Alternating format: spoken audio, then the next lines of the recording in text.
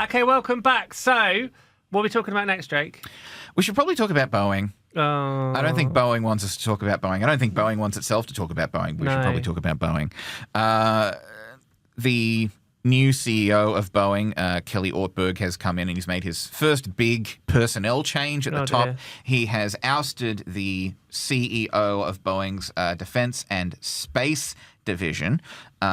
So Ted Colbert III, who has been in the role since Great 2022. name, by the way. Fantastic name. Yeah. But he has been he is leaving the position. He has been temporarily replaced by Steve Parker, who is the chief operating officer of that division, while Boeing looks for his replacement. And this comes amid all of the kerfuffle and to-do about the Starliner, which you have covered a fair bit. I mean, firstly, Ted Colbert III, he just looks so cool. He's got like a really thick Ray-Bans on, really sharp suit. He looks great. Did you meet him at Avalon? He was at Avalon last year. I didn't meet him in person. He does look cool, though. If it were me, and I have a new CEO of the wider Boeing group, I'd have kept him in place. But anyway. But I feel I think this is very unfortunate for him because almost certainly this has come through the horrendous bad publicity that Boeing has got for what happened with the Starliner spacecraft. So for those of you, you need a little bit of refreshing. The point of the Starliner spacecraft is effectively to ferry astronauts from Earth to the International Space Station. At the moment, that service is only provided by SpaceX. That's obviously since America gave up on the space shuttle about 10 years or so ago. So Boeing were basically kind of commissioned to produce a rival to SpaceX, so that NASA had more options. And they didn't have to rely on a certain individual. Yes. who is risking his security clearances on Twitter every day. Yes. So anyway, basically, obviously you will well know that we had the Starliner blast off on its first crewed mission in June.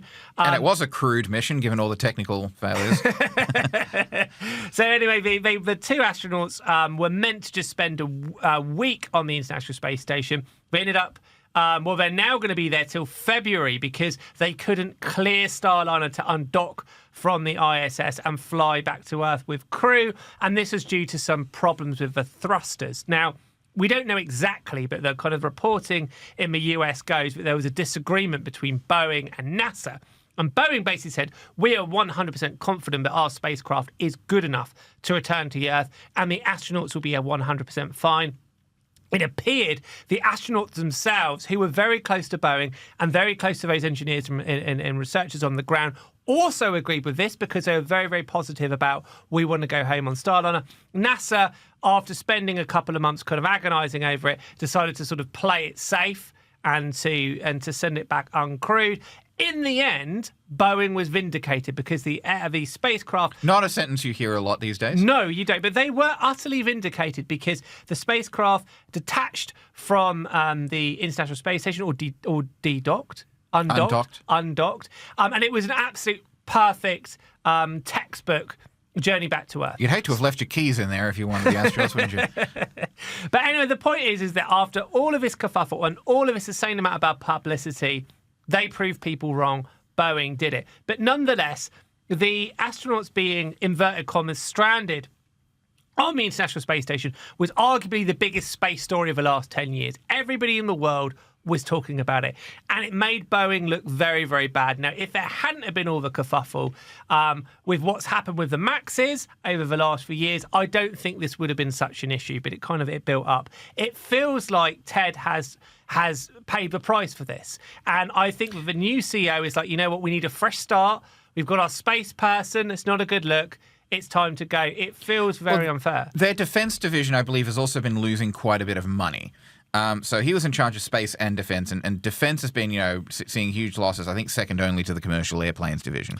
Yeah, it's very unfair, though, because I think what people don't realise about Boeing is it is an enormous organisation. Both, you've got the commercial aircraft division, you've got defence, you've got space, and then obviously you've then got divisions of Boeing all around the world. And all of those divisions, all of those, different factories and the people in different countries will all be completely different. So while there may be possibly kind of a rotten safety culture in their main sort of factory in Seattle. That doesn't mean that the whole company is going wrong. In fact, I would argue a lot of what the company does, most of what the company does, is world leading. But nonetheless, their reputation is down the toilet. And like Jake was saying there, even Boeing Defense, which has never had anywhere near the kind of safety problems of its commercial division, it suffers. That bad publicity, those optics, they all go together.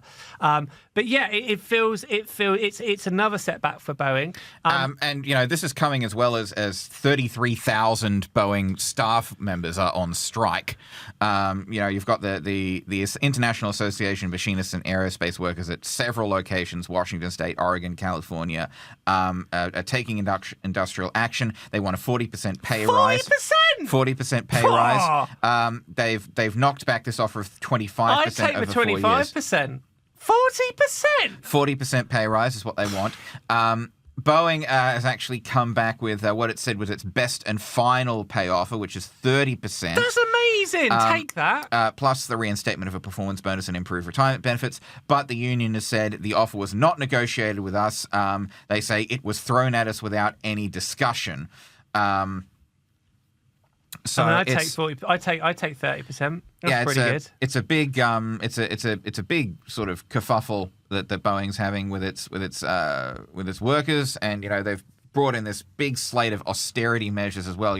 They're cutting back on perks. They're stopping non-critical travel, hiring freeze across all levels of the company. Management and executives are not getting to fly first or business class anymore.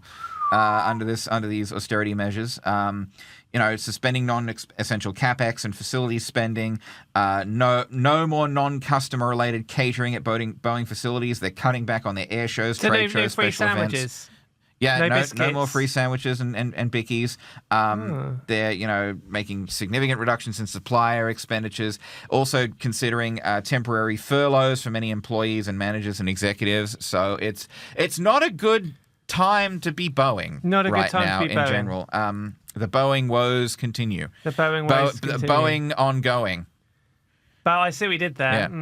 Boeing woeing ongoing. Maybe. Boeing woeing ongoing. Do you reckon when Jordan cuts up stuff for the social media, for the Instagram, this is the Boeing woeing not going is going to be one of the ones he's going to highlight? Maybe he's in here. Is he in here? Please don't, Jordan. Go on. Yeah, so difficult times for Boeing. On the subject of space, though... Oh, no, you're going to do the link, are you? Do you want to be presenter? Should we just swap? Should we just swap sides? Go on. No, you take my job. Go on. Go on, yeah.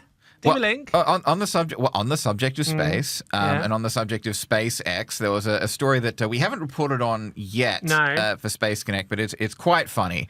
Yeah.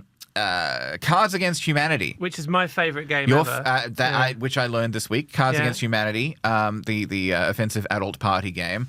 The owners of Cards Against Humanity are suing Elon Musk. Why would they do that? Surely Elon, who's a man that likes to or inevitably offends people, surely Cards Against Humanity, that's probably his favourite game. You would imagine that the people behind Cards Against Humanity and Elon, they'd be like best buddies, BFFs. Well, so this goes back to 2017. During the Trump administration, they bought land on the US-Mexico border. They raised money, basically, from Cards Against Humanity fans to buy some land on the border between US and Mexico in order to block the border wall. You remember that? You remember the wall? Yeah. That was an interesting time in the world. But so they bought this land to block the border wall, and they've held on to that land ever since. But this land is 3 miles away from the Starbase launch facility for SpaceX. Oh, dear. And so Cards Against Humanity is coming out and saying that SpaceX has been dumping junk on their land, basically. They're putting equipment and stuff on this land that SpaceX does not own, that Cards Against Humanity owns. And basically they're suing SpaceX for $15 million, saying SpaceX, quote, has never asked for permission to use the property, much less for the egregious appropriation of the property for its own profit-making purposes. It's claimed that SpaceX contractors have entered the property, dumped huge amounts of gravel, brought in generators to run equipment and lights. And so they're now, and Cards Against Humanity now suing Elon Musk. Surely what they should do is just say, look, Elon, just take your stuff away. Come in there, clear it up, go away and be on your way. But they're obviously picking for a fight here. This comes, by the way, as well, not long after the FAA proposed to fine SpaceX $633,009, very specific amount, for allegedly failing to follow its license requirements during 2 launches in 2023. So obviously, as aerospace journalists, we will be taking Elon Musk's side. We'll be taking SpaceX's side. Would you now be able to just say, and you have to do this, would you be able to say, like, I wish SpaceX all the best in their legal issues with Cards Against Humanity, and I hope Elon wins, or words to that effect? I could say that. You could say that. I want you to say that.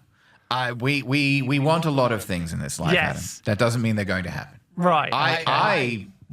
I want a new Ferrari.